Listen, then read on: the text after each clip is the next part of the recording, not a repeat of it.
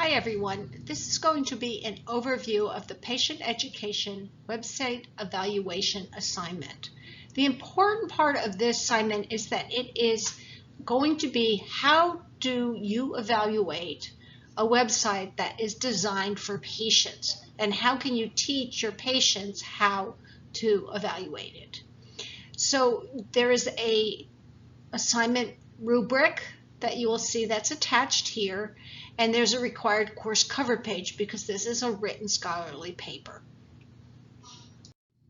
So this is a very important document. It is the rubric, the grading rubric that goes for the patient-focused website evaluation paper.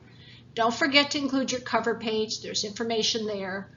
Note that you'll lose 5 points if you don't include it, and your grade won't be released until I get a version with it, because it's very important that you acknowledge the originality statement.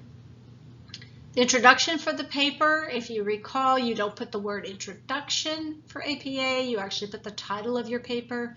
Try to do something creative, not assignment 1 or patient-focused website eval, maybe something to do with your particular paper and the website you evaluated, or something like that catches your reader's attention. It's a good skill to have. So this is where you're actually going to put your purpose, and you're going to start with just a quick little overview of what you're doing, and then the purpose of this paper is to blah blah blah blah. Your evaluation criteria. I've provided quite a few options in Blackboard, and the next slide will also show them. And you need to compare and contrast these available evaluation criteria. You can select at least 2 or 3 of them and compare them to each other. Are they similar? Is one more complete than the other? And after you do that, then you can select and outline the evaluation criteria you will use to critique the website you've selected. And you need to justify your choice. Like, why do you think it's important to include a specific criteria, or that you think a particular evaluation method is very complete? So that's worth 20 points. So remember that's going to have a big, strong part of your paper. Next, you're going to just provide your patient resource, and you should have 2. And one should be, now some people pick more than 2, but you should have a minimum of 2. One would be what you would consider a good source for a patient. So if it was a breast cancer patient, maybe a Susan Komen site, American Cancer Society. But to find one that's maybe not as good, I recommend just doing a search. What comes up first? What do you see? Is it a paid advertisement? Is it actually a source that would be good for the patient? And you want to evaluate that also. And it's really works out well if you have 2 sites on the same topic that have criteria that are different from one another. You want to make sure that you identify the target audience for the websites, who sponsors them, and information like that you'll find in the evaluation criteria for determining the quality of the site.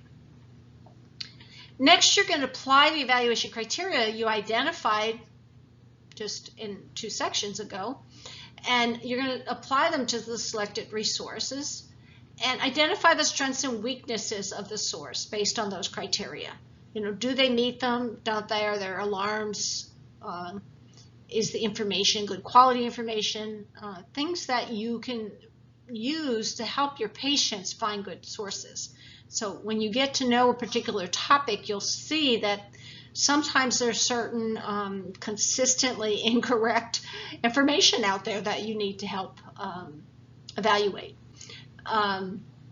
Your conclusion. Now, this is something that's really important because this is the summary of your findings. If you find yourself using references here, then you are including new information. This is not where you do that. That should come before. This is where you're incorporating and you're telling the reader what you told them and summarizing and narrowing it down. So keep that in mind. That's a super important section. It's another section worth 20 points. So pay a lot of attention to that. And that will wrap up your paper. Then you're going to have your reference list. APA formatted, of course, and it should have the class readings and resources and the results of your own literature search. I expect this to be a really nice in-depth paper that you will actually include the different resources that have been provided to you and show that you're using those as evidence. Make sure you include the information on your selected websites. APA formatting, this is super important, and that, of course, is the headings. Use a page break after your cover page and before the reference page. Use these rubric categories to organize your paper. This is an excellent way to make sure you don't lose points. It helps me a lot in grading because I'm like, oh, that's where this is the content you mean to meet that criteria. I recommend highly that people read their paper out loud, have somebody else read it. Remember, the Writing Center is available.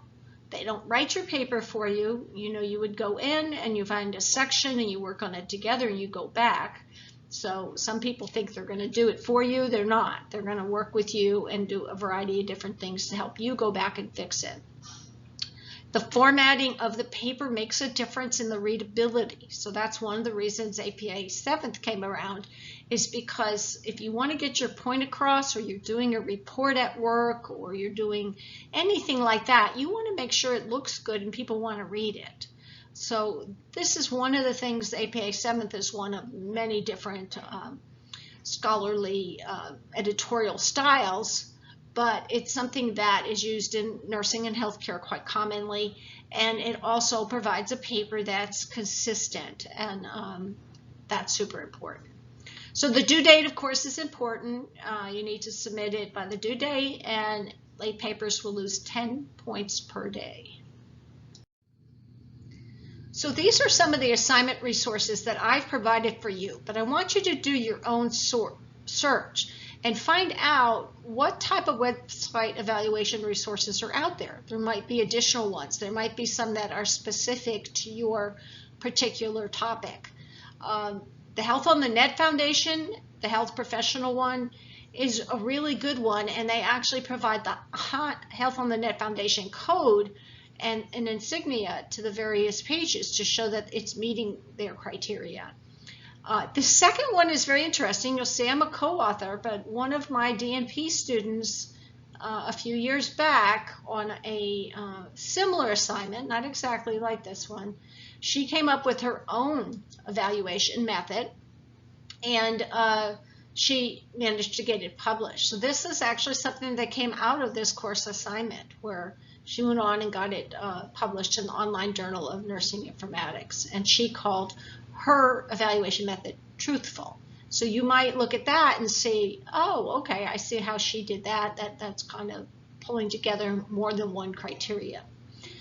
The National Library of Medicine, they have evaluating health websites. They have that information. Medline Plus, they have another evaluating health information tutorial. And then there's some really good information in the National Center for Complementary and Integrative Health, and they actually provide information on finding and evaluating online resources. A lot of these are focused on patients and helping them find that information. So I hope this helps you. Be sure to do your own search, and also if you have questions, please don't hesitate to put them in the FAQ area, because my experience has been if one student has a question, others have the same question. And if something's not clear, and sometimes you don't even have the question until you get to that point. So by subscribing to the FAQ and getting that and checking there, you many times will find your question is already answered. And it's a really good source, and it's a way that I can very quickly answer a question to the benefit of the whole class, since we're an online class. So I hope this helped you, and please don't hesitate to ask questions.